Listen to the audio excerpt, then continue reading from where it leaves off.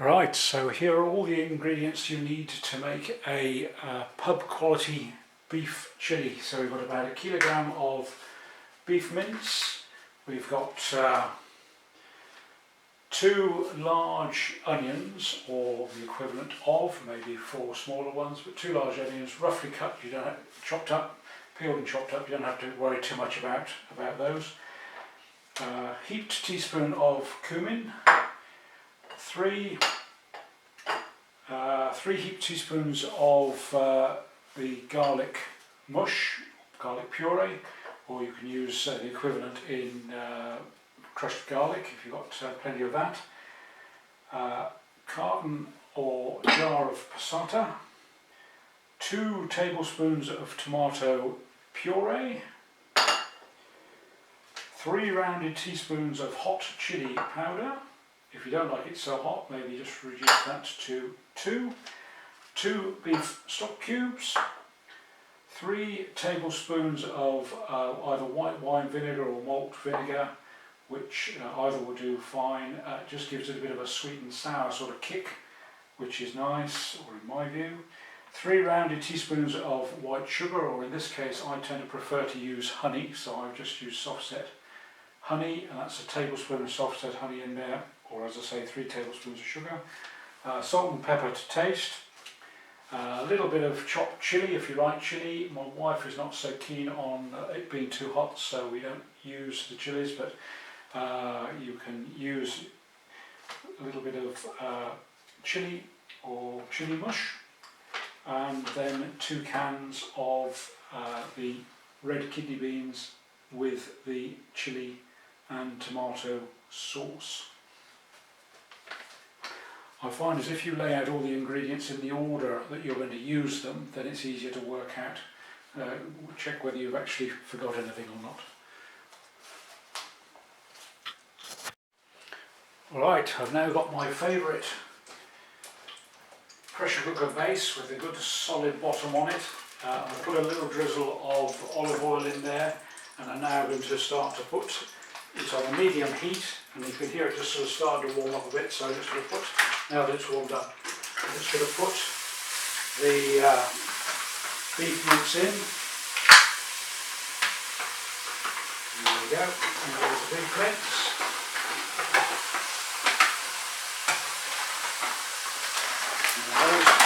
Those can go into recycling, and then what we're going to do with the mince is we're just going to chop this up with a spatula. Oops, escaping.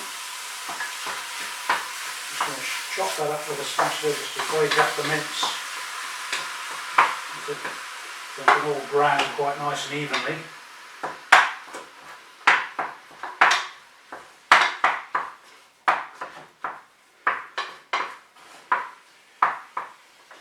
Then we're going to pop in our onions. Leave the chilies for now. I'm going to pop the onions in as well. It can all cook up together. Some people fry up the onions first, but for this purpose I'm sure this will be fine. And then we've got our heaped teaspoon of ground cumin, or cumin, whatever you call it. Now I'm just going to keep working that away for a minute, and just till it all browns off. So we'll let that cook on, and we'll just, yep, we're on a medium heat still, so that's coming up nicely. That's all now bubbling away quite nicely, as you can hear on the cooker over there. Now I'm going to add in, it's browning quite nicely, nearly finished browning. I'm going to add in 3 teaspoons of the garlic mush, or you can use real garlic, about equivalent of about 3 teaspoons of crushed garlic, and so that goes into the pot like that. I won't throw the crockery away because otherwise I might get thrown out of the house. So that's all now nicely browned, and the onions are softening. So what we're going to do now is we're going to take that off the heat, and then comes the exciting part where we add all the other bits and pieces.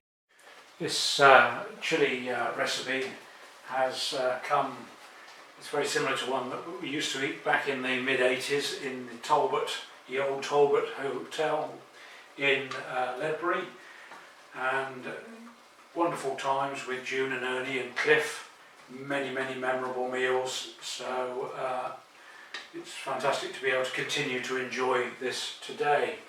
So next we've lowered the heat and we're now going to add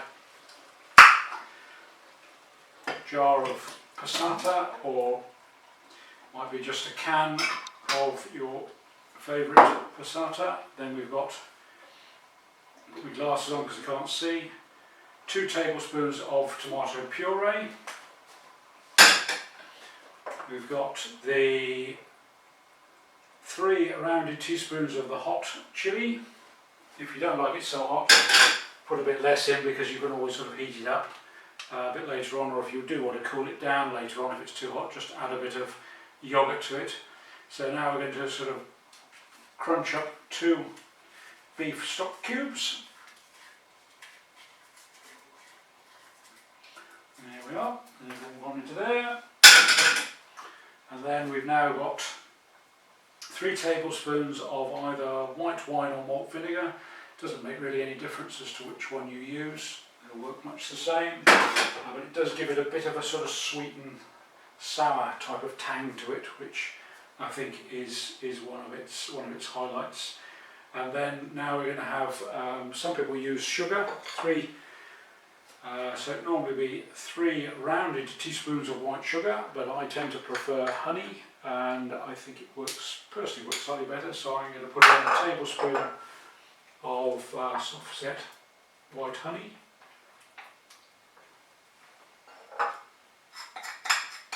And this all goes in there, like so.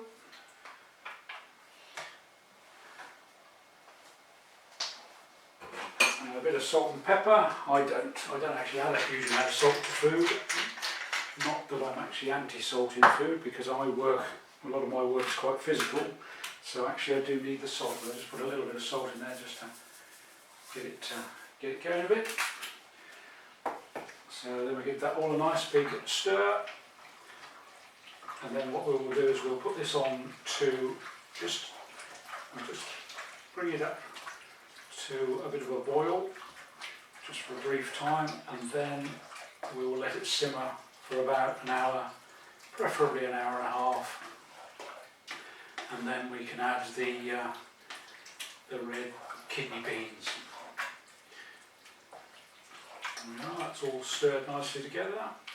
As I say, we'll just warm that up slightly, just to get it up to a reasonable temperature. So we just turn the heat up a wee bit, and then that is looking rather splendid. I don't know, you probably can't really see it from there very well, but anyway, it's without tipping it all over the cooker. So we'll just let that heat up a little bit more, and then we'll lower the heat and let it simmer. And as I say, we'll pop after it's been on for about an hour, maybe an hour and a half, we'll pop the red kidney beans in and just warm those through until they're nicely warm through. And then ideally it's best to put it in the fridge overnight, because if it stays in the fridge overnight, like a lot of tomato recipes, it does enhance the flavour.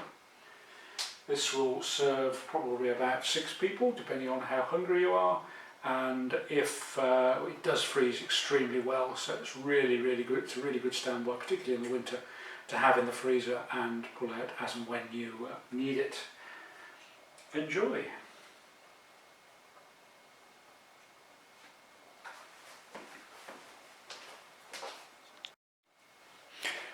Right, that's now been on for an hour and a half, so we can just add in our 2 cans of kidney beans. So we just put those into there, and then we've got another one into there. Look. And we stir those all up, and then we just warm those through until the kidney beans are nice and warm. And then you can either eat this on the night you produce it, or put it in the fridge and let it chill overnight, and it helps to improve the flavour, like with so many different tomato dishes.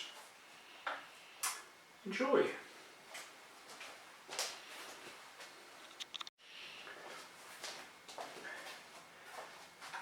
Best served on a bed of rice, your favourite rice, or maybe on a bed of rice and with some nice crusty bread is always very, very acceptable.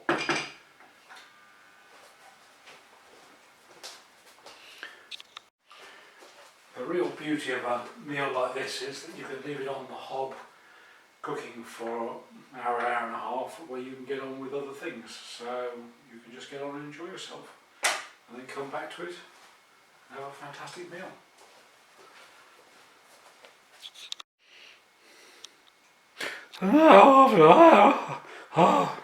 After an hour and a half and a couple of drinks later, it's all absolutely perfect. So off we jolly well go and have supper. It'll be about midnight before we eat, I think, but we'll probably eat in the East Wing tonight, or as we know it, the garden shed. Yeah, I'm ever so sorry, but my carer said it was ginger ale. It turned out to be ginger wine, but anyway, I can't think what could possibly go wrong, but I'm sure all will be fine in the morning.